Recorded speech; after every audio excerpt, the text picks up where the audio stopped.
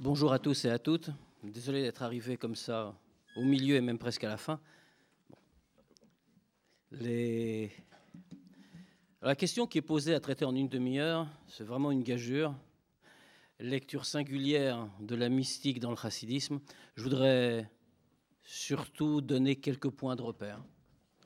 Pour répondre à cette question et comprendre sa nécessité, il faut d'abord sans doute se remettre dans un contexte historique. Lorsque le Baal Shem Tov commence son enseignement, nous sommes dans une période dramatique de l'histoire juive dans ces régions. Viennent de se passer les années sanglantes, les années des grands pogroms de Khmelnytsky en Europe centrale, en Ukraine, qui ont littéralement décimé toutes les communautés juives sur leur passage. Cela crée à l'intérieur des communautés juives des phénomènes qui, jusqu'à présent, n'étaient jamais apparus, dans quelques circonstances que ce soit. Il a apparu un certain dessèchement de la pensée. On a vu apparaître de très brillants talmudistes, brillants érudits, mais qui avaient perdu sans doute cette espèce de vitalité interne qui donne sens en réalité à l'étude. On voit apparaître au sein des communautés juives des espèces de castes, ce qui ne s'était jamais formé jusqu'à présent. On voit se créer des synagogues d'érudits et des synagogues d'ignorants, avec aucun contact entre les deux. Et le Baal Shem Tov arrive là-dessus. Et le remède, dit-il, c'est ce dont nous sommes en train de parler aujourd'hui, c'est la mystique. La mystique qu'on appellera un petit peu plus tard par le nom générique de Chassidut, l'enseignement chassidique. On va éclairer le propos par une petite parabole qui a été inventée, qui a été racontée par le premier rabbi de Chabad, l'auteur du Tanya, Rabbi Shneur Zalman, et qui a enseigné cette parabole pour répondre à une accusation spirituelle lancée contre son maître, le Maggid de Mezerich, successeur du Baal Shem Tov. En effet, et on est déjà au cœur du propos, on avait trouvé des écrits du Maggid de Mezerich ou des notes prises par un de ses disciples qui traînaient dehors dans la boue. Et ces écrits étant très élevés spirituellement, très profonds, très saints donc, une véritable accusation spirituelle s'était présentée contre le Maggid, devant Dieu. Et le Maggid en était très préoccupé, puisque ces choses-là ont un retentissement dans notre monde. Comme il a été dit, tout est lié en réalité. Il y a un enchaînement logique depuis l'essence de Dieu jusqu'à notre monde matériel. Et donc, le Rabbi Shneur Zalman s'en rend compte et dit à son maître, il y avait un jour un roi qui avait un fils unique qu'il adorait. C'était son espoir, sa vie. Puis un jour, le fils unique en question, le futur roi, tombe gravement malade. Tous les médecins se pressent à son chevet, rien n'y fait. Tant et si bien que le roi fait proclamer dans tout le royaume, celui qui a une idée, qui saurait comment soigner mon fils est le bienvenu, et s'il réussit, il sera récompensé.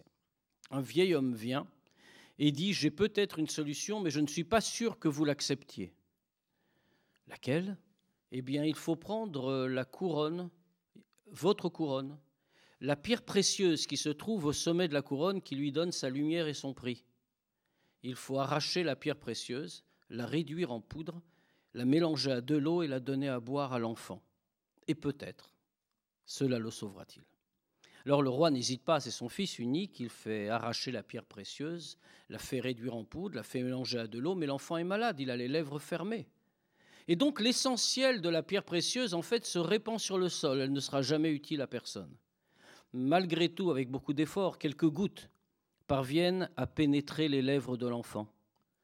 Et cela suffit, l'enfant guérit. Je ne traduirai pas la parabole, vous avez compris vous-même. La couronne, c'est la Torah. Le roi, c'est Dieu.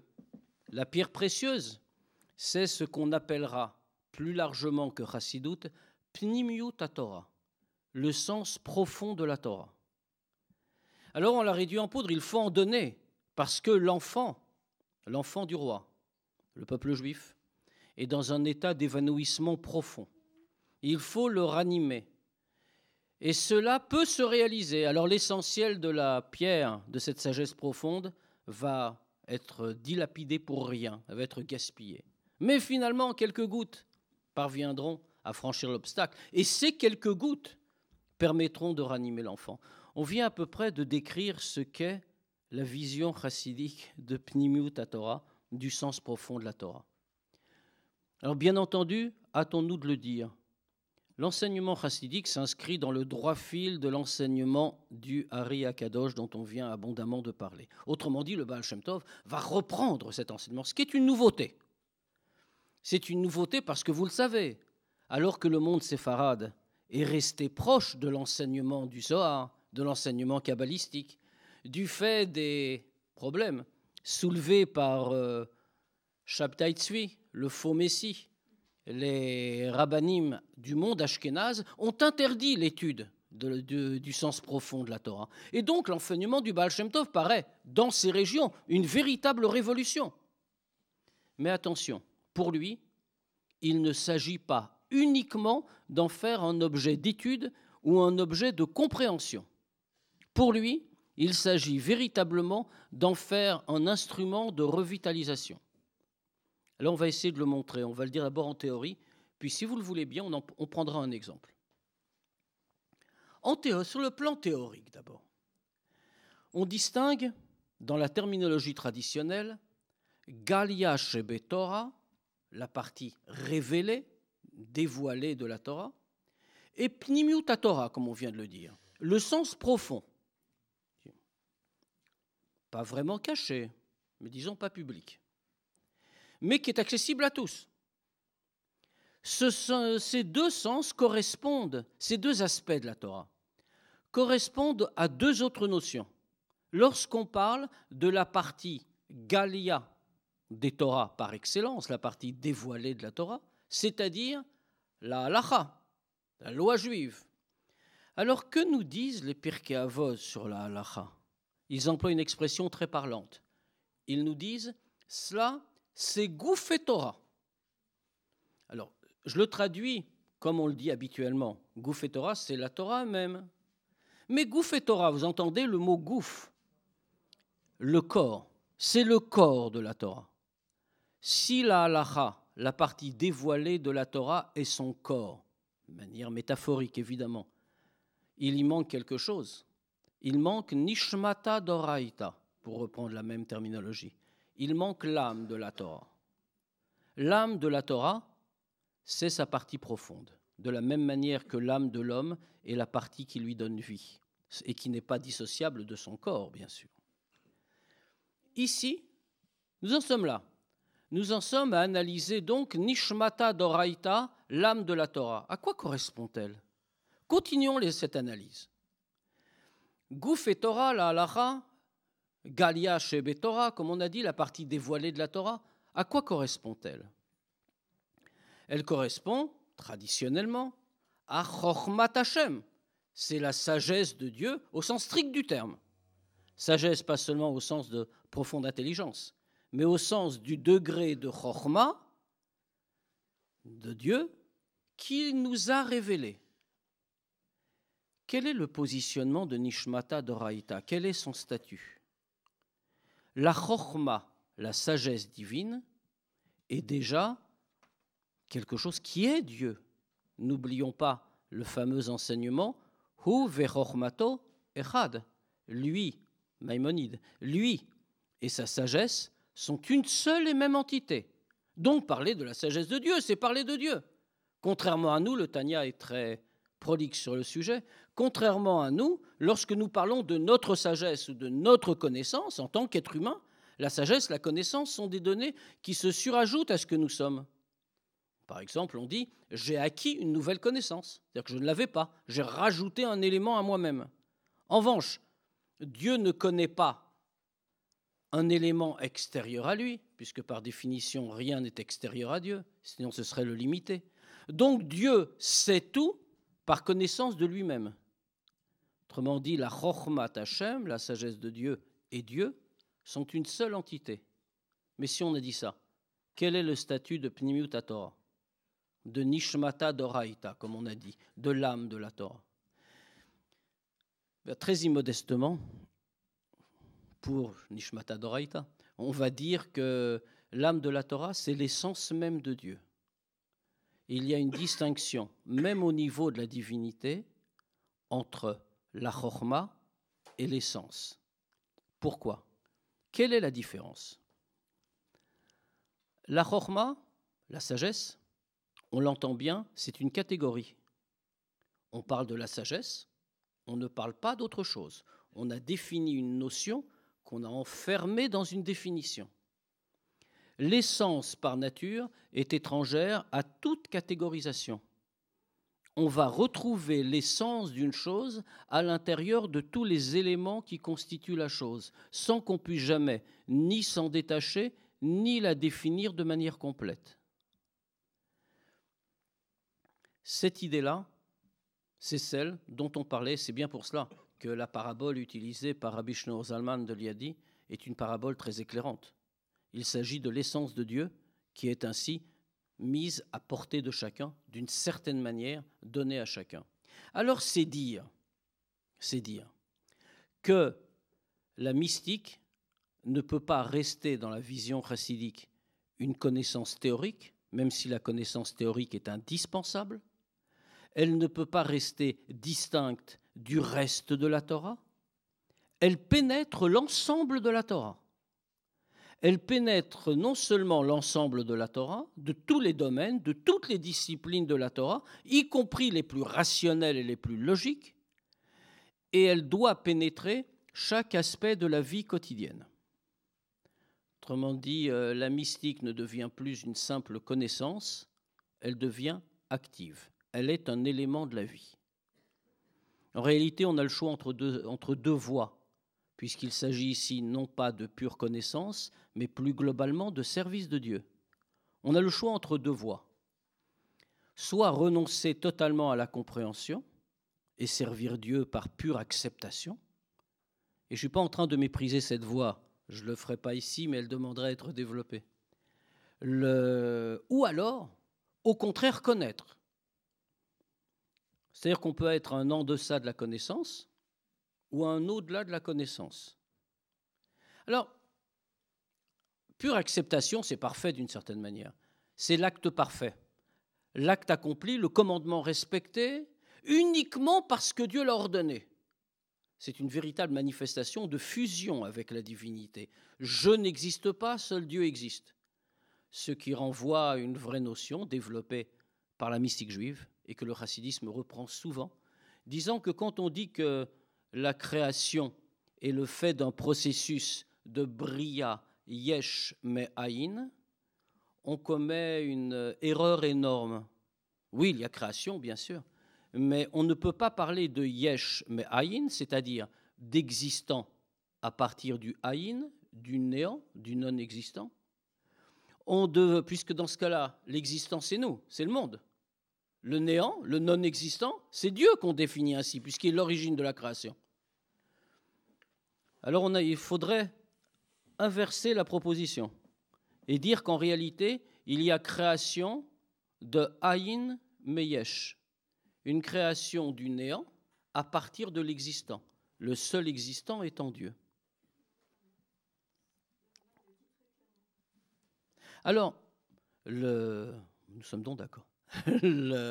Et donc, ce que cela signifie, mais je ne viens pas de l'inventer tout de suite, ce que cela signifie, c'est qu'en réalité, accomplir les commandements de Dieu par pure soumission, par pure fusion avec la volonté divine, n'est pas en soi quelque chose de péjoratif, quelque chose d'une voie inférieure, c'est une voie extrêmement noble au contraire. Mais il y manque toutefois quelque chose. Il n'y manque pas d'enthousiasme, il n'y manque de rien, il y manque simplement de l'investissement de ses capacités spirituelles. Dieu crée l'homme avec une multitude de qualités. Il crée l'homme avec une capacité d'agir, avec une capacité de sentir, une capacité de comprendre, avec une capacité de s'unir à lui. Et il attend que nous le servions de toutes ces manières à la fois, avec tous les outils dont nous disposons. Renoncer à comprendre ne pas utiliser la mystique en tant que guide de vie dans l'accomplissement des commandements, c'est renoncer à une partie de soi-même. La mitzvah est parfaite en elle-même, puisqu'elle est la volonté de Dieu. Il n'y a rien à apporter à la mitzvah. Mais l'homme est perfectible. Et lui doit investir tout ce qu'il est dans cet accomplissement. Alors, voilà pour la nécessité, en réalité, de l'investissement mystique dans le cadre de la Torah. C'est-à-dire qu'il n'est pas question ici de dire il y a d'un côté la halacha, le Talmud, le niglé des Torah, Galia Shebe Torah, comme on a dit, et d'un autre côté, il y a la mystique. Et puis ces deux domaines, il y a des spécialistes de l'un ou des spécialistes de l'autre. Il n'y a qu'une seule sagesse divine. Et donc, pour être signifiant, le niglé des Torah doit être pénétré de Pnimiut Torah. Pour avoir une portée concrète, Pnimiut Torah doit s'exprimer dans la vie quotidienne, dans le niglé des Torah. Alors, on va essayer de concrétiser un petit peu tout ce qu'on vient de dire, et j'ai choisi pour cela un exemple. Il nous reste 14 minutes. Un exemple. L'exemple, c'est un exemple très classique. C'est celui de la récitation d'une phrase quotidienne, le Modéani. Modéani, tout le monde le connaît ? On va le rappeler. On va rappeler le texte. Vous vous souvenez que c'est cette phrase que l'on doit dire tous les matins au réveil. Alors, son sens est extrêmement simple. Modéani lefanecha, je reconnais devant toi, Melech chai vekayam, roi vivant et existant, je ne traduis pas de manière très élégante, mais c'est volontaire, roi vivant et existant, chez Chezarta bi nishmati, que tu as rendu en moi mon âme, Rabba emunatecha, grande est la foi que j'ai en toi. Reprenons tout cela. Alors, qu'est-ce que ça signifie ? Très concrètement, au premier sens, comme ça qu'on le traduit, quand on l'enseigne de manière générale, on dit bien Dieu le matin nous réveille, il nous rend notre âme qui nous avait quittés pendant le sommeil, eh bien nous l'en remercions. Dans la Torah, il existe 4 niveaux d'interprétation globaux. Le pshat, le remez, le drouche et le sod. Le pshat, le sens premier, le drouche, on va le dire en français, qui veut aussi peu dire que l'hébreu, le sens homilétique, autrement dit le sens moral, on dira. Le remez, le sens allusif, et le sod, le sens ésotérique. La Kabbale se place dans le dernier. Si l'on parle globalement de Pnimiut Torah, on ne dira pas que ça se place dans le dernier, puisque ça serait le mettre dans une catégorie, le sod, exactement à l'inverse de ce que je viens de dire. Cela signifie que Pnimiut Torah, en tant qu'essence des choses, en tant qu'essence de Dieu, doit se trouver à tous les degrés en même temps et doit apporter un message qui illumine de l'intérieur chacun des enseignements que nous donne chacun des commentaires dans les 4 degrés de la Torah. Alors, je ne vais pas vous infliger les 4 commentaires en un quart d'heure. Une demi-heure ? 3 quarts d'heure ? Ça, faut négocier avec notre maître à tous. Et donc, en tout cas, on va au moins, on va en voir 2 sur les 4. C'est quand même pas mal. 2 sur 4. On aura la moyenne.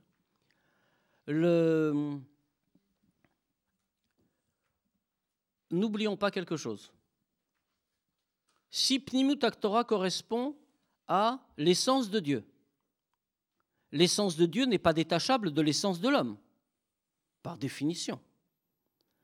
N'oublions pas le fameux verset dans le récit de la création, « Naase Adam betzalmenu kidmutenu » Faisons l'homme à notre image, selon notre forme.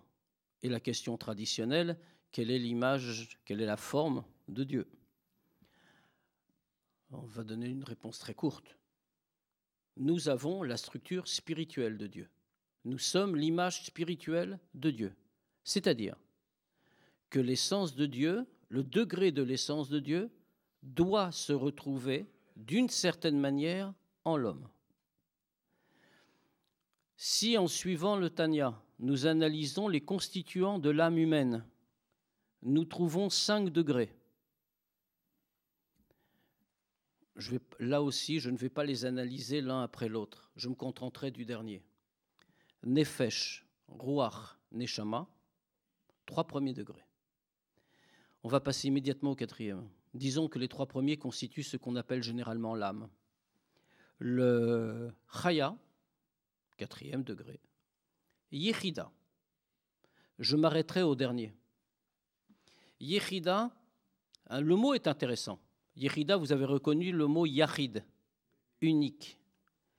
Yechida, c'est le degré unique de l'homme qui est attaché au degré unique de Dieu. C'est l'expression de l'essence divine à l'intérieur de l'homme. C'est ce qui fait dire que, par exemple, chacun peut un jour revenir à Dieu quoi qu'il ait fait. Un homme n'est jamais totalement perdu, totalement abandonné, parce qu'il y a un lien indestructible entre l'homme et la divinité. Ce lien-là, au-delà de toute atteinte, c'est le degré de Yechida. La Pnimut HaTorah doit correspondre au degré de Yechida, puisqu'elle est le degré d'essence. Ça ne change jamais. Définissons l'essence avant de nous aventurer encore. L'essence, on dira que c'est ce qui ne change jamais, qui se retrouve partout, dans toutes les conditions, aussi différentes soient-elles. Elle est le cœur de la chose, la brique en dessous de laquelle ou au-dessus de laquelle on ne peut pas passer.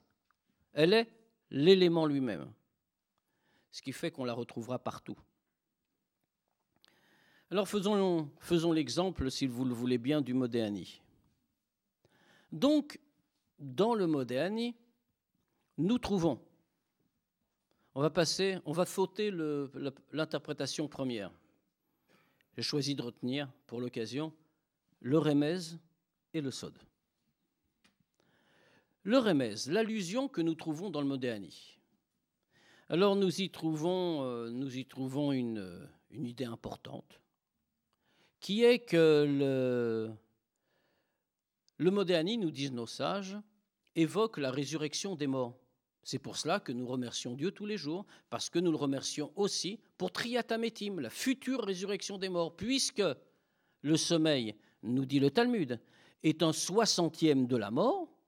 Eh bien, puisque la plus grande partie, une partie de notre Neshama, de notre âme, nous quitte, ce qui fait que nous n'avons pas de vie consciente pendant le sommeil, eh bien, le récupérer au matin et nous retrouver totalement en état de fonctionnement, si l'on peut dire, eh bien, à ce moment-là, c'est une évocation de la future Triatametim, de la future résurrection des morts. Le Remez, l'allusion est intéressante, bien sûr. Mais cette allusion intéressante ne peut pas s'arrêter là, si on regarde avec les yeux de Pnimut HaTorah, dans l'essence. Alors l'essence pose une question sur ce commentaire. Pnimut HaTorah demande, mais voyons, il y a une grande différence entre la résurrection des morts et la résurrection du matin. Comment peut-on faire cette comparaison ? La Triatametim, la résurrection des morts annoncée par les prophètes pour la venue du Mashiach, eh bien, cette résurrection-là ne sera pas seulement une réintégration de l'âme dans une enveloppe corporelle. C'est une résurrection à partir de rien, ou quasiment. Autrement dit, une reconfection des corps, une recréation du corps pour que la Neshama, pour que l'âme puisse s'y incarner de nouveau. Comment peut-on comparer les deux ? Et au moment de Triatametim, la résurrection des morts, il y a une nouveauté radicale qui n'existe pas chaque matin. À preuve, c'est qu'on a l'impression qu'on ne fait que continuer en réalité. On n'a pas vraiment le sentiment de ressusciter, sauf si on s'y arrête, donc on réfléchit. La réponse de Pnimut HaTorah, de Chassidut, c'est qu'en réalité, c'est l'enseignement du Baal Shem Tov. L'enseignement du Baal Shem Tov qui nous dit, à propos du verset « Leolam Hashem dvaracha nitzav bashamayim » toujours Dieu, ta parole se dresse dans les cieux. Le Baal Shem Tov, on le sait, l'a interprété de la façon suivante. La parole de Dieu, c'est elle qui est créatrice. Le monde est créé par la parole. Dieu dit « Yehi or », par exemple, que la lumière soit, et la lumière apparaît. La parole de Dieu, or, lumière, a créé la lumière. Elle est le vecteur, la structure intérieure qui permet l'existence de la lumière. Maintenant, donc le Baal Shem Tov nous dit, cette parole doit se trouver constamment dans les cieux. Si elle ne se trouvait pas, je continue le verset, enfin ce n'est plus un verset, si la parole de Dieu cessait de se trouver un instant dans les cieux, de se dresser spirituellement dans les cieux, immanquablement les cieux disparaîtraient. Parce qu'à ce moment-là, il n'aurait plus de porteur, le porteur étant cette parole. Ce qui fait dire au Baal Shem Tov et à Rabbi Shneur Zalman que le processus de la création n'est pas un processus unique qui s'est déroulé dans le décompte du judaïsme il y a presque 6000 ans, mais c'est un processus constant. Autrement dit, Dieu recrée le monde à chaque instant. Alors entendons-nous bien, c'est à prendre strictement au pied de la lettre. C'est-à-dire qu'en réalité, l'existence est totalement instable. Dieu recrée constamment l'univers. Il reprononce à chaque instant, et en vérité j'emploie le terme à chaque instant parce que notre vocabulaire est très imparfait, mais chaque instant c'est déjà une unité de temps. On est incapable de raisonner hors temps par définition. Mais si on était au-delà des cavines dont on vient de parler maintenant, on pourrait raisonner hors temps, ce qui n'est pas notre cas. Eh bien en tout cas ici, Dieu crée constamment le monde. Ce qui veut dire que le monde n'est pas assuré dans l'instant suivant. Et la Chassidoute interprète ainsi le mot Déani au niveau du Remez, c'est-à-dire qu'elle ne change pas l'interprétation du Remez, du niveau allusif, elle ne fait que lui donner un nouvel éclairage intérieur. Oui, cela évoque la résurrection des morts, mais pas seulement celle de Triat Hametim, pas seulement celle de Mashiach. Cela évoque la résurrection des morts de chaque instant, puisque à chaque instant, il y a une résurrection que nous connaissons sans nous en rendre compte, puisque Dieu nous recrée à chaque instant. En réalité, il y a même une autre question que pose cette fois-ci Pnimut Torah directement sur elle-même. Dans ce cas, on devrait dire Modéani à chaque seconde, parce qu'en réalité, nous ressuscitons à chaque seconde, et même un petit peu plus. Quand je dis seconde, c'est parce que je n'ai pas d'autre terme sur l'instant. Donc, pourquoi ne le dit-on pas constamment ? D'abord, socialement, ce serait peut-être un peu difficile, mais en dehors de cet aspect-là, c'est qu'on commence à le dire le matin, parce que c'est le début de la journée, où on est capable, nous, créatures limitées, de prendre conscience de cette résurrection. Alors on remercie le matin, mais c'est pour porter cette conscience toute la journée. Vous avez remarqué, qu'est-ce qu'on a fait ? On n'a pas changé le remez, c'est la même idée. On a juste apporté un éclairage intérieur qui vient de l'essence et qui montre le degré de Yichida, puisque cette recréation constante, Yesh Me'ayin, pour reprendre l'expression que je condamnais tout à l'heure, de l'existant à partir du néant. Eh bien, cette idée-là ne procède que de l'essence de Dieu, puisque la création du matériel à partir du spirituel est une création qui ne peut procéder que de l'essence, puisque sinon on se heurte à de nombreuses contradictions. On va sauter, si vous le voulez bien, ce sera mon deuxième et dernier exemple. Et je vais manger un peu au-delà de la demi-heure. Passons au Sod. Quelle est l'interprétation du Sod sur le Modéani ? Le Sod nous dit la chose suivante. On relève dans la phrase du Modéani l'expression qui s'adresse à Dieu, « Melech Chai Vekayam ». Melech, roi, Chai Vekayam, j'ai traduit par vivant et existant tout à l'heure. Cela renvoie à deux sphirotes particulières. Melech, roi, la sphira de Malchut. Chai Vekayam, la sphira de Yesod. Je n'entrerai pas dans les détails pour aujourd'hui. Contentons-nous de cette donnée. Pourquoi ces deux sphirotes ? Bien, parce que dans l'arbre séphirotique, elles ont une fonction particulière. Malchut, la sphira de Malchut, c'est la sphira qui permet de concentrer toutes les, entre guillemets, lumières divines de toutes les autres sphirotes, de les recueillir, de les condenser et de les transmettre dans le niveau inférieur. La sphira de Yesod, c'est celle, si je peux me permettre l'expression totalement fausse, qui est juste avant. Pourquoi Yesod, avant Malchut, dans l'arbre séphirotique une fois de plus, parce que Yesod, là aussi pour aller très vite, est un petit peu le catalyseur de ces lumières divines qui vont être transmises à la sphira de Malchut, qui va en être le transmetteur. Pourquoi est-ce que le Sod explique le Modéani de cette façon?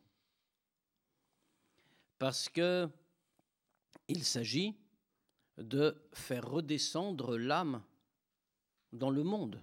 Il s'agit de la rendre à l'homme qui en est le porteur. Or, pour cela doit passer par des degrés qui sont eux-mêmes encore une fois très globalement, les vecteurs et les catalyseurs de la création. Donc l'âme redescend. Alors vous me direz, mais qu'est-ce que Pnimiut HaTorah a à rajouter à ça? On est déjà à un niveau extrêmement profond, même dit comme ça, très, très schématiquement et de manière largement assez fausse du fait de la rapidité de l'exposé. Eh bien, Pnimiut HaTorah va rajouter autre chose. C'est qu'en réalité, la recréation est un fait d'essence.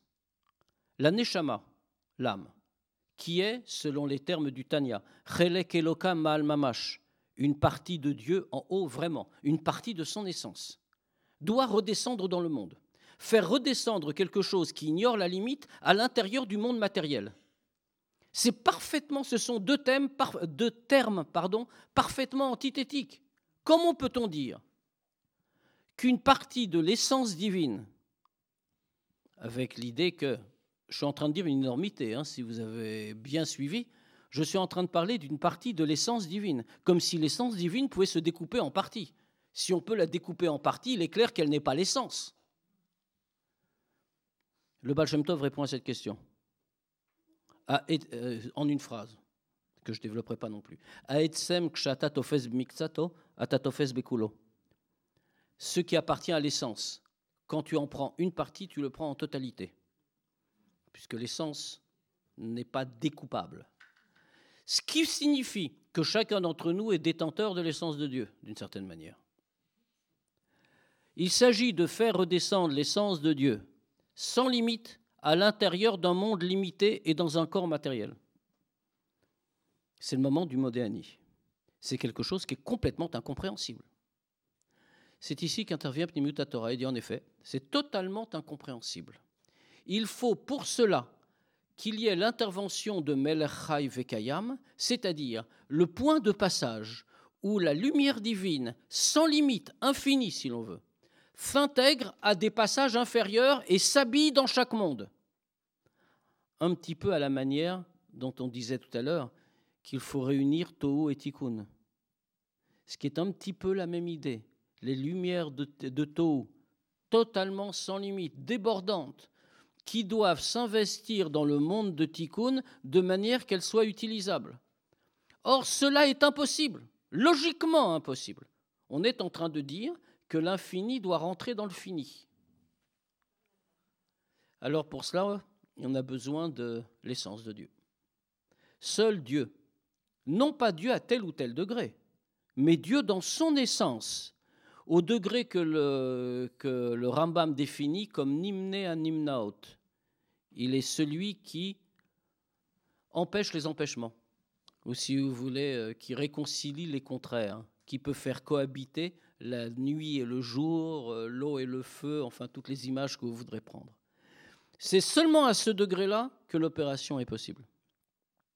Autrement dit, ici, l'homme reconnaît le matin qu'il y a intervention de Dieu dans le monde matériel, notamment pour le recréer. Alors pourquoi est-ce que tout cela, c'est une mystique active, comme je disais tout à l'heure, et non pas une pure connaissance théorique? Eh bien parce que cette conscience-là, elle est apportée toute la journée.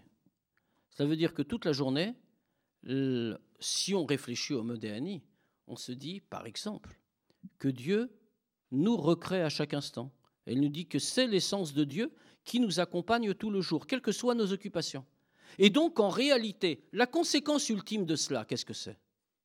C'est qu'en réalité, chaque acte de la vie est par nature un acte saint. Et s'il n'est pas un acte saint, même si on aura tendance à le qualifier d'acte profane, ce n'est pas une mitzvah, ce n'est pas un commandement, ce n'est pas une prière, c'est le fait de marcher dans la rue, le fait d'aller à son travail. C'est un acte saint, puisque Dieu nous recrée constamment. Et si ce n'est pas un acte saint, ça n'est en aucun cas un acte neutre. N'oublions pas l'éclairage que donne la Chassidoute sur la notion employée par le Zohar de Sitra Achara.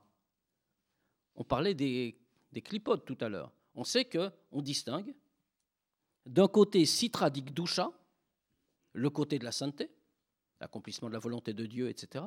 Et de l'autre côté, mais l'autre côté justement, il y a des tas d'expressions qui auraient pu le définir. Sitra d'Ikdusha pour le bon côté, le côté du bien. On aurait pu parler, je ne sais pas, de Sitra d'Etouma par exemple, le côté de l'impureté, par opposition au côté de la sainteté, ou toute autre chose. On ne parle pas de tout cela. On parle de Sitra Achara, l'autre côté. L'opposition du côté de la sainteté, de Sitra d'Ikdusha, c'est Sitra Achara, c'est l'autre côté. Pourquoi l'autre côté? Pour nous signifier une idée importante. Parce que si on avait désigné cet autre côté, on aurait pu penser qu'il y a un côté de l'impureté, un côté de la sainteté, et puis au milieu, il y a un espace vide, un lieu gris, qu'on ne sait pas déterminer. Tous les actes qui sont liés à la vie humaine. On l'a dit, marcher, manger, dormir, travailler, etc. Cet éclairage-là nous dit que finalement, c'est dans le droit fil de ce qu'on disait précédemment, il n'y a pas d'espace neutre. Il y a Sitra d'Ikdusha, le côté de la sainteté, et tout le reste, tout ce qui n'y appartient pas, c'est Sitra Achara. C'est l'autre côté. Autrement dit, il appartient à l'homme de servir Dieu non pas seulement dans les actes prescrits rituellement, mais dans l'ensemble de sa vie quotidienne.